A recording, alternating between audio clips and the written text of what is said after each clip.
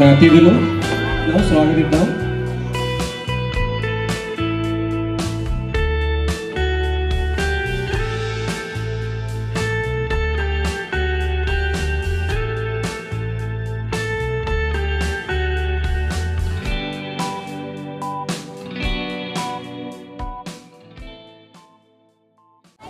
ముందుగా ఈ గ్రాడ్యుయేషన్ ఫంక్షన్కి నన్ను ఆహ్వానించినందుకు ప్రిన్సిపాల్ గారికి మరియు టీచర్స్ అందరికీ థ్యాంక్స్ చెప్పుకుంటున్నాను. ఈ వేదికను అలంకరించిన ఉపాధ్యాయ పెద్దలందరికీ నమస్కారం. ఇక్కడికి విచ్చేసిన పేరెంట్స్ అందరికీ నమస్కారం. పిల్లలకి గుడ్ మార్నింగ్. ముఖ్యంగా ఈ గ్రాడ్యుయేషన్ ఫంక్షన్ అనేది కార్పొరేట్ స్కూల్స్, కార్పొరేట్ కాలేజెస్లో మాత్రం జరుగుతాయి. అయితే ఈ గ్రాడ్యుయేషన్ ఫంక్షన్ అనేది ఇంగ్లీష్లో ఆ వర్డింగ్ మనకు అర్థం కాకపోవచ్చు. చిన్న విషయం చెబుతాను, వినండి. మనం ఎప్పుడైతే ముస్లిమ్స్ రంజాను, లేదంటే హిందూస్ సంక్రాంతి, క్రిస్టియన్స్ మనకి క్రిస్మస్ ఎలా జరుపుకుంటారో, పండగ ఎందుకు జరుపుకుంటాం? ఒక 10 మంది ఒక చోట అసెంబ్లీ అంటే కుమ్ముగూడి ఒక ఆనంద వాతావరణాన్ని మనం కలిగించుకుంటాం. అలాంటి ఆనందకరమైన వాతావరణం ఏర్పరచుకోవడానికి ఇలాంటి ఒక పండుగను జరుపుకుంటారు. దానికి కారణం ఒకటి ఉండాలి కదా. అదే పిల్లలు అందరూ ఒక తరగతి నుండి మరో తరగతికి వెళ్ళేటప్పుడు సర్టిఫికేట్స్ బహుమానం చేస్తూ జరుపుకునే ఒక పండుగనే గ్రాడ్యుయేషన్ ఫంక్షన్ అంటారు. ఇలాంటిది మన స్కూల్లో జరగడం అనేది చాలా గొప్ప విషయం. ఎందుకంటే మేము ప్రైమరీ స్కూల్స్, హై స్కూల్స్ అన్నీ చదివచ్చాం, కానీ మేము ఎప్పుడు ఇలాంటిది చూడలే. ఇలాంటి ఒక ఇనిషియేటివ్ థాట్ని తీసుకున్న ఈ ఏదైతే టీచర్స్ ఉన్నారో వీళ్ళకి నిజంగా నేను మాత్రం ఒక అప్రిషియేషన్ ఇస్తున్నాను. ఇప్పుడు మీకు చెప్పాలనుకున్న విషయం ఏంటంటే, తల్లిదండ్రులు కొద్దిగా శ్రద్ధగా వినండి. అసలు చదువు అంటే ఏమిటి అనే ప్రశ్నను ముందు మనం వేసుకుంటే మనకు కొన్ని విషయాలు అర్థం అవుతాయి. ఏదో పుస్తకాల్లో ఉన్నది చదవడి అది నేర్చుకోవడం చదువు కాదు. ఒక నైపుణ్యం అంటే అది ఒక విద్య అంటే ఒక నైపుణ్యం అన్నప్పుడు ఒక లాంగ్వేజ్ ఉండిద్ది. ఇప్పుడు నేను తెలుగు మాట్లాడగలుగుతున్నా, మీరు వేరే రాష్ట్రం వెళ్తే అతను తెలుగు మాట్లాడలేడు. నేను ఉర్దూ కూడా మాట్లాడగలను, ఎందుకంటే నా తల్లిదండ్రులు ముస్లిమ్స్ కాబట్టి. కొంతమంది డ్రైవింగ్ చేస్తారు, కారు నడపగలరు, కొంతమంది నడపలేరు. ఇప్పుడు కొంతమంది బాగా హ్యాండ్ రైటింగ్ రాయగలరు, కొంతమంది రాయలేరు. ఇలా ఈ నైపుణ్యాన్ని నేర్చుకోవడమే విద్య. అది ముందు గుర్తుంచుకోండి. ఇలా ఇప్పుడు క్రికెట్ జరుగుతుంది, ఐపీఎల్ మ్యాచ్లు, కొన్ని కోట్లు సంపాదిస్తున్నారు. వాళ్ళలో చాలామంది డిగ్రీ కూడా పాస్ అయ్యి ఉండకపోవచ్చు, కానీ క్రికెట్ అనే నైపుణ్యం నేర్చుకోవడం వల్ల వాళ్ళు అంత సంపాదించగలుగుతున్నారు. కాబట్టి పిల్లల్ని పుస్తకాల్లో ఉన్నది మాత్రమే చదువు అనే భ్రమ నుండి ముందు మనం బయటపడితే వాళ్ళని బయట వేయగలం. అదొక చదువు అనేది ఒక విషయాన్ని మీరు గుర్తుంచుకోండి. ఏమిటి చదువు అనేది? ఇంకా ముఖ్యంగా ఇలాంటి నైపుణ్యాలు ఎవరు అందిస్తారంటే, ఇప్పుడు మన ఫిరోజ్ సార్ గారు ఉన్నారు. ముఖ్యంగా హ్యాండ్ రైటింగ్, నేను కూడా సార్ దగ్గర హ్యాండ్ రైటింగ్ నేర్చుకుంటున్నా, ఎందుకంటే నా హ్యాండ్ రైటింగ్ కూడా కొద్దిగా బాగుండదు. ఇప్పుడు ఈ సార్ ఉన్నారు, ఇంకా లైవ్లో మీకు ఎగ్జాంపుల్ చెబుతా. ఫిరోజ్ సార్ ఉన్నారు, ఆయన ఎంత చక్కటి హ్యాండ్ రైటింగ్ నేర్పిస్తున్నాడంటే అది ఆశ్చర్యాన్ని కలిగిస్తుంది. మరి ఎప్పుడన్నా మీరు కానీ మీ పిల్లలు కానీ ఒక ప్రశ్న వేసుకున్నారా, సార్ని ఏది అంతగా ప్రేరణ కల్పించిందని? నేను చెబుతున్నా, తప్పకుండా సారు ఏదో ఒక రోజు మంచి స్థాయిలో ఆయనకున్న నైపుణ్యంతో గుర్తింపు తెచ్చుకుంటారు. అలా టీచర్స్ మాత్రమే మనకు ఈ నైపుణ్యాలను నేర్పిస్తారు. కాబట్టి ఇలాంటి టీచర్స్కి ఈ పిల్లలు కానీ వాళ్ళ పిల్లల తల్లిదండ్రులు ఎప్పుడూ రుణపడి ఉండాలి.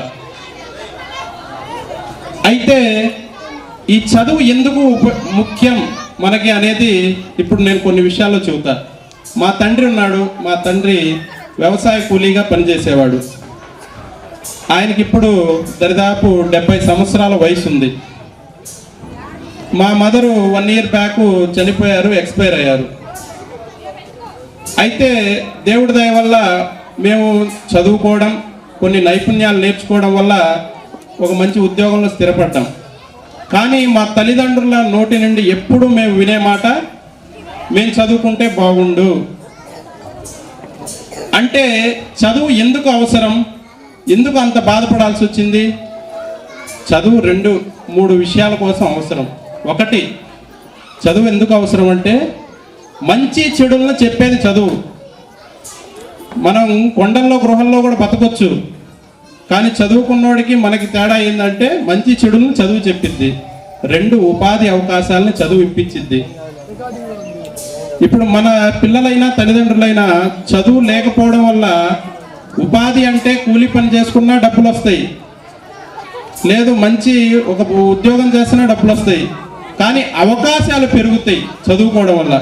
కాబట్టి మీ పిల్లలు ఎవరైతే ఉన్నారో వాళ్ళని చదివించడంలో మాత్రం ఎప్పుడూ ఆపొద్దు. ఇంకో విషయం మీరు అనొచ్చు, సార్ వాడు చదవట్లేదు, ఫెయిల్ అవుతున్నాడు, మేమేం చేసేది అని. ఇప్పుడు ఎవరైతే ఇక్కడ టీచర్స్ ఉన్నారో, లేదంటే మేమున్నాము, లేకపోతే ఎంతో మందిని మీరు ఉద్యోగస్తులను చూసి ఉండొచ్చు.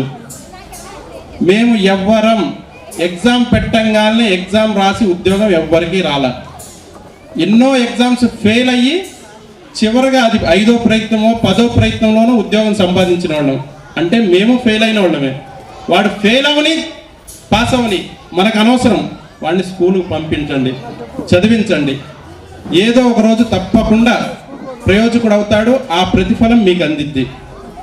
ఇది చదువు గురించి నేను చెప్పాలనుకున్న విషయాలు. ఇంకొక చిన్న విషయం, ఏదైతే ఈ పిల్లలు ఉన్నారో ఈ పిల్లలకి ఇప్పుడే ఒక లక్ష్యాన్ని నిర్ణయించండి. అది ఎలాంటి లక్ష్యం అంటే అది చాలా ఎత్తులో ఉండాలి, చాలా కష్టమైనదై ఉండాలి. సాధించుతావా అంటే సాధించలేము, అలాంటిదై ఉండాలి. ఇది నేను చెప్పింది కాదు, మన మాజీ రాష్ట్రపతి అబ్దుల్ కలాం గారు చెప్పింది. మన కళలు ఎప్పుడూ చాలా గొప్పవిగా ఉండాలి, వాటిని అందుకోవడానికి ఎప్పుడూ ప్రయత్నం చేస్తూనే ఉండాలి. అలాంటిది ఎవరు అందిస్తారు? ఇలాంటి చిన్న వయసులో ఉన్న పిల్లలకి తల్లిదండ్రులు మాత్రమే చెప్పగలరు. కాబట్టి మీ పిల్లలకి ఒక మంచి లక్ష్యాన్ని నిర్ణయించండి. ఎలా అయితే దీనికి ఒక ఉదాహరణ చెబుతా. ఉదాహరణ లేదే ఎవరికి అర్థం కాదు. ఉదాహరణ ఏంటంటే అబ్దుల్ కలాం గారి జీవితమే.